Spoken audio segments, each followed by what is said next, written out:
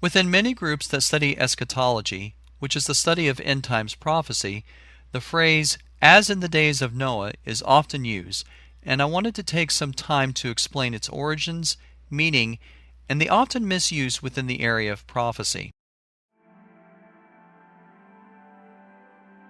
The first usage of this phrase was uttered by Jesus in his Olivet Discourse, where he answers the three questions: tell us, when will these things happen, and what will be the signs of your coming and of the end of the age, as found in Matthew chapter 24, verse 3.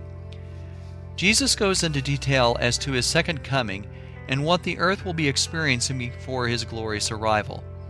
It is in this discourse that we read about the first instances of as in the days of Noah, where Jesus tells the parable of the fig tree, as found in Matthew 24, verse 37.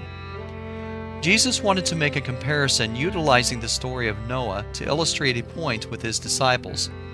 It is in this area where confusion among many begins. Noah's first appearance is in the book of Genesis, chapter 6, verse 8. Before his arrival, a scene is painted with regard to the people, and even the animals of the earth, as being totally wicked. God was sorry that he even created man, as stated in Genesis chapter 6, verse 6. He found favor with the seventh son of Adam and tasked him to build an ark, saving not only his family, but the beasts of the earth. Those who study eschatology and who use the Noah reference often state that before the time of Jesus' arrival, the people of the earth will return to a state as seen by Noah just before the great flood, that the people of the earth would be corrupted and have only wickedness in their hearts.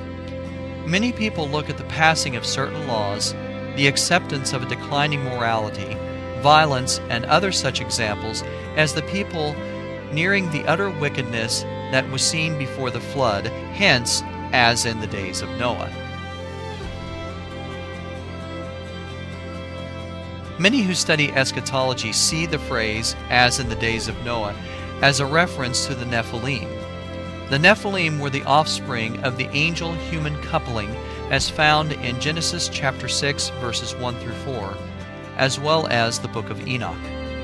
The Book of Enoch is a Gnostic text written between the 3rd century BC and the 1st century BC and is comprised of 5 smaller books, the first being called the Book of the Watchers.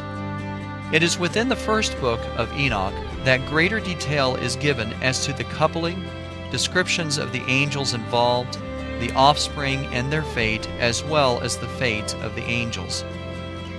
There is much more covered within the first book of Enoch, and it is referenced within the Bible, but I will leave the details alone for another time. Those who use Genesis 6 and the book of Enoch contend that when Jesus returns, the people of the world will be in a mixed breed with the Nephilim, and that the gene pool will be polluted. The people who use both sources also contest that the mark of the beast is evidence of this pollution of DNA by hybrid humans. Since no one taking the mark will be saved, that they will be cast into the lake of fire, a comparison is made between this passage in Revelation chapter 19, verses 20 through 21, and the passages found in Genesis chapter 6 relating to humanity being corrupt. The conclusion drawn that there will be a time coming soon where the Nephilim will return to earth. Often within this group of eschatologists, the Nephilim are also compared to aliens, as they believe that they are the offspring of the angel-human coupling that occurred. Within these two camps, there is a single problem, and that is, both camps failed to read the rest of the passages in the Olivet Discourse.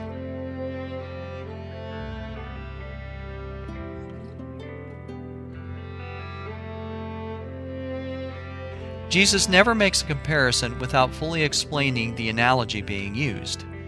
If we take the phrase, as in the days of Noah, by itself, we can take it to mean just about anything, especially if we incorporate a Gnostic text not included in the canon of Scripture. If we read further in the Olivet Discourse, we can clearly see the meaning behind Jesus' words when he stated in Matthew 24, verses 36 through 39, But of that day and hour no one knows, not even the angels of heaven, nor the Son, but the Father alone. For the coming of the Son of Man will be just as the days of Noah. For as in those days before the flood, they were eating and drinking, marrying and giving in marriage, until the day that Noah entered the ark, and they did not understand until the flood came and took them all away. So will be the coming of the Son of Man be.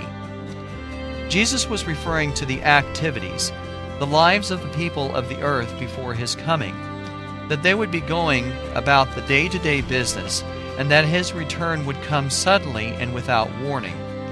The people of the future day would not understand what will happen until that great and terrible day of the Lord, as the people did not understand until the flood came.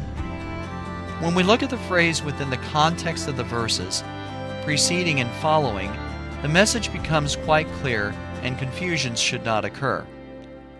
With that being said, I'll sign off, and God willing, I'll see you next time. Later.